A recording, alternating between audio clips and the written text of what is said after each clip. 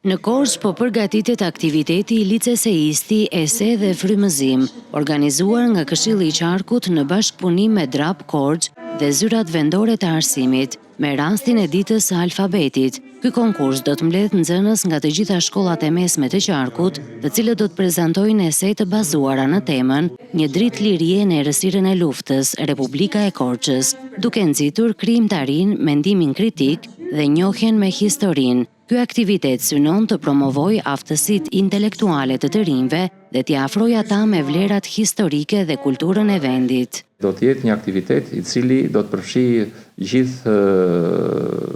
nxënësit e shkollave të mesme të Qarkut të Korçës në shkrimin e një eseje e cila do të marrë shkas nga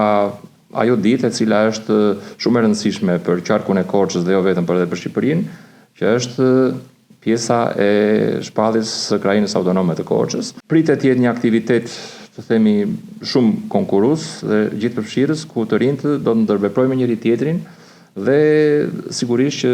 do të ndajnë edhe vlerat e përbashkëta që ka ky rajon me njëri tjetrin. Konkursi, i cili do të zhvillohet në 21 nëntor, është menduar të jetë në formën e një spektakli shoqëruar me numra artistik dhe pritet të shndërrohet në një traditë, duke krijuar një hapësirë për talentet e reja dhe përfshirjen e tyre aktive në jetën kulturore.